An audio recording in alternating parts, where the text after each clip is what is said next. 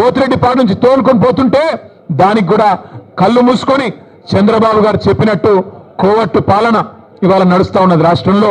నీళ్ళేమో ఆంధ్రాకు పోతున్నాయి, నిధులేమో ఢిల్లీకి పోతున్నాయి. ఈ నియామకాలు ఆయన తొత్తులు కొంతమందికి ఇచ్చుకొని వాళ్ళనే చూసుకొని మురిసిపోతా ఉన్నాడు. నేను అడిగిన ఒక కాంగ్రెస్ నాయకుడు ఫోన్ చేసిండు, ఎందుకన్నా ఇదంతా అని. నేను అడిగినా, మరి మీ ముఖ్యమంత్రి పిలిచిండు కదా, ఎక్కడ వేయండు అన్న ఢిల్లీకి వేయండు అన్నాడు. ఎందుకు వేయండి, ఏమిటి పోయిండు అని నేనన్నా. ఎరువుల బస్తాల కోసం వేయండి అన్న అన్నాడు. ఎరువుల బస్తాల కోసం పోయిండట. ఎట్లుందంటే ఇది వెనకటికి ఎవడో తాటి చెట్టు ఎక్కిండట. ఎందుకు ఎక్కినవా తాటి చెట్టు అంటే, దూడకు గడ్డి కోసం ఎక్కిన అన్నాడట. రేవంత్ రెడ్డి ఎరువుల బస్తాల కోసం పోయినట్టు ఎవరు నమ్ముతారా రాష్ట్రంలో? రేవంత్ రెడ్డి ఏ బస్తాలు తీసుకొని పోయిండో ఢిల్లీకి అందరికీ తెలుసు. రేవంత్ రెడ్డి వాళ్ళ ఢిల్లీ బాసులకు, కేంద్రంలో ఉండే పెద్దలకు ఏ బస్తాలు మోస్తాడో, ఏ బస్తాలు మోసి ఇవాళ ఆ పదవి కాపాడుకుంటున్నాడో రాష్ట్రంలో చిన్నపిల్లలకు కూడా తెలుసు. మనోళ్ళు సోషల్ మీడియాలో మా తమ్ముళ్ళు చెల్లెళ్ళు మంచి ముద్దు పేరు పెట్టిండ్రు.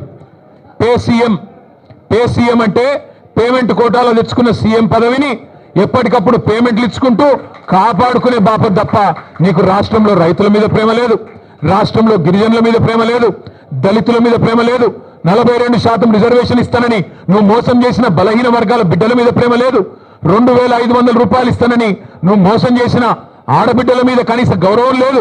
ఇట్లా చెప్పుకుంటూ పోతే ఒక్కటంటే ఒక్క విషయంలో కూడా ఈ ముఖ్యమంత్రి గారు ఇప్పటివరకు సఫలం కాలేదు. ఆయన వచ్చినా రాకపోయినా నేను మొత్తం లెక్క తీసుకొని వచ్చిన రాష్ట్రంలో మొన్న వేసిన రైతు బంధు అయిపోయింది మొత్తం వేసేసినామని చెప్పిన రైతు బంధు దానిలో డొల్లతనం కూడా ఆయనకు చెప్దామని వచ్చిన.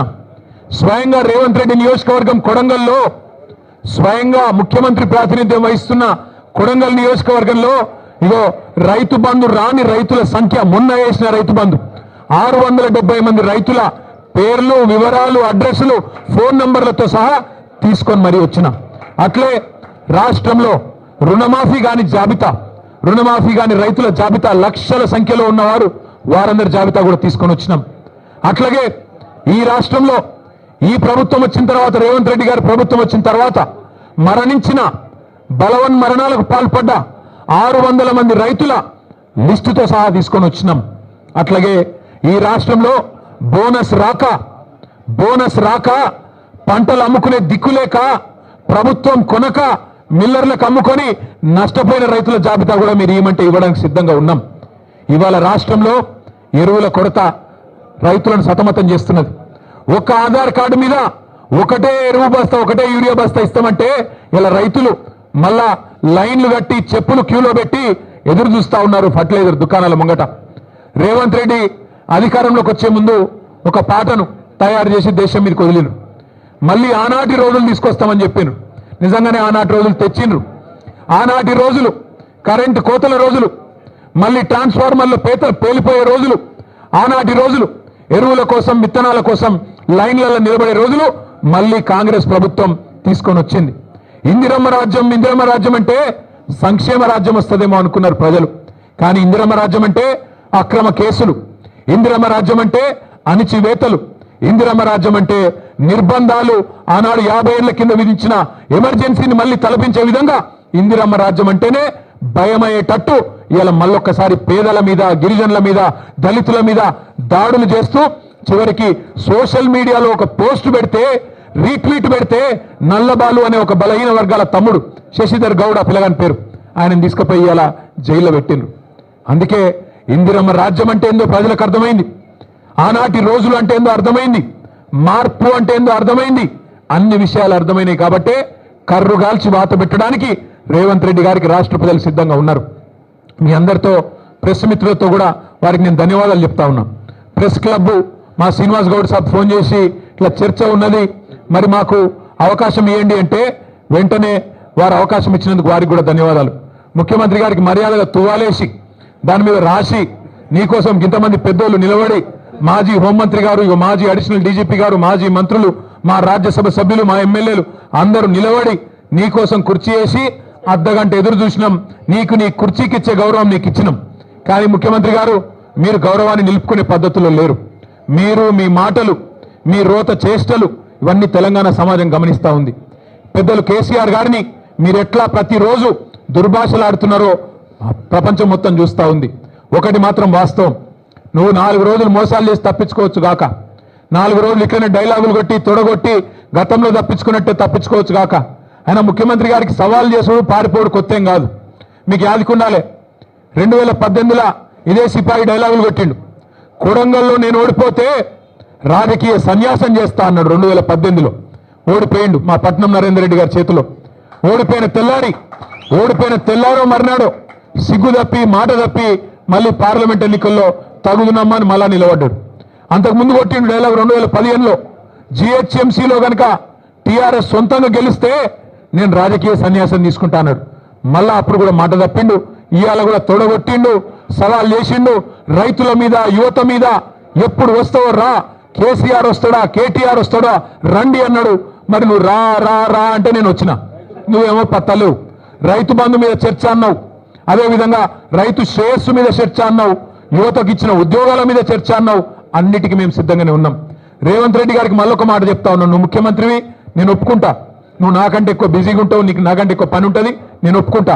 అందుకే మళ్ళొకసారి చెప్తా ఉన్నా ముఖ్యమంత్రి గారు, ప్లేస్ మీరే డిసైడ్ చేయండి, టైం మీరే డిసైడ్ చేయండి. ఆఖరికి నీ జూబ్లీ హిల్స్ ప్యాలెస్కు రమ్మంటే కూడా తప్పకుండా వస్తాం. కానీ మీరు ఏ అంశం మీద చర్చ పెట్టినా మేము సిద్ధంగా ఉన్నాం. కేసీఆర్ తయారు చేసిన గులాబీ దండు, గులాబీ సైనికులం సిద్ధంగా ఉన్నాం. మాట్లాడుతూ ముఖ్యమంత్రి ఆయన మంత్రులు కొత్త పదం నేర్చుకున్నారు. మేము కేసీఆర్ను రమ్మన్నాం. అరే నేను ఒకటే అడుగుతున్నా ముఖ్యమంత్రి, మా పిల్లలు సోషల్ మీడియాలో పోస్ట్ పెడితేనే గడగడలాడుతున్నావు, నీకు కేసీఆర్ కావన్నా? చిన్న పిల్లలు, కాలేజీలో చదువుకునే పిల్లలు చిన్న పోస్టులు పెడితే దానికే గడగడలాడుకుంటే వాళ్ళని తీసుకుపోయి జైల్లో పెడుతున్నావు, నీకు కేసీఆర్ కావన్నా? నీ లెవెల్కు మేము చాలు, నీ లెవెల్కు మేము సమాధానం చెప్పే సత్తా కేసీఆర్ తయారు చేసిన ఇంతమంది సైనికులకు మాకు ఎవ్వరితోని, నువ్వు నన్నే కాదు, మా ఎమ్మెల్సీలు, మా ఎమ్మెల్యేలు, మా ఎంపీలు, మా మాజీ ఎమ్మెల్యేలు, మాజీ ఎంపీలు, సీనియర్లు, మా పార్టీలో ఏ నాయకుడైనా నీకు సరిపోతాడు నిజానికి. కానీ నువ్వు ముచ్చటపడుతున్నావు, పేరు తీసుకున్నావని నేను వచ్చినా, మళ్ళా నువ్వు ఎప్పుడు పిలిచినా వస్తా. లేదా నీకు చర్చ చేసే ధైర్యం లేదు, స్పీకర్ గారిని అడ్డం పెట్టుకొని మైక్ కట్ చేసుకుంటా అసెంబ్లీలనే టైంపాస్ చేస్తా అంటే అది కూడా ప్రజలు చూస్తూ ఉన్నారు. నీకు నిజంగానే నిజాయితీ ఉంటే, నిబద్ధత ఉంటే చర్చకు రా, లేకపోతే ముక్కు నేలకు గీసి కేసీఆర్కు క్షమాపణ చెప్పు. తప్పుడు కూతలు కూసినందుకు రైతు బంధు లాంటి పథకం పెట్టిన మహానాయకుడు, రైతు బీమా లాంటి పథకం తెచ్చిన మహానాయకుడు, భారతదేశ చరిత్రలో మొట్టమొదటిసారి 24 గంటలు రైతుకు ఉచితంగా కరెంట్ ఇచ్చిన నాయకుడు కేసీఆర్. అట్లాంటి నాయకుడిని అడ్డగోలుగా మాట్లాడినందుకు ముక్కు నేలకు రాసి చర్చకొచ్చే దమ్ము లేదు, కేవలం నాకు రచ్చ చేయడం మాత్రమే తెలుసు అని చెప్పి తప్పుకో, క్షమాపణ చెప్పు. అంతేగాని ఇట్లాంటి పనికిమాలిన డైలాగులు, పనికిమాలిన సవాళ్లు మరొకసారి విసిరొద్దు. విసిరితే మాట మీద నిలబడు అని మళ్ళొకసారి విజ్ఞప్తి చేస్తూ, ఈరోజు పెద్ద ఎత్తున కదిలి వచ్చిన మా ఆడబిడ్డలు, మా అన్నదమ్ముళ్ళు పేరు పేరున అందరికీ నమస్కారాలు. చివరిగా इंग्लिश मीडिया, हिंदी मीडिया కూడా ఉన్నది, వారి కోసం ఒక రెండు మాటలు. हमारे यहाँ के तेलंगाना राज्य के मुख्यमंत्री रेवंत रेड्डी, जिन्होंने 420 वादे तेलंगाना की जनता से करके जीत के गद्दी पे बैठ गए, जिस दिन से जीते, जिस दिन से उनको जीत मिली, जब से वो मुख्यमंत्री बने आज तक एक भी वादा ढंग से अमल नहीं कर रहे। उसके ऊपर आज रेवंत रेड्डी ने हमको ललकारा, हमको चैलेंज किया, या तो केसीआर आए आपके पार्टी से, चाहे केसीआर को बुला लीजिए या KTR को बुला लीजिए, मैं चर्चा करने के लिए तैयार हूं कि किसानों के लिए किसने क्या किया, तेलंगाना की युवा के लिए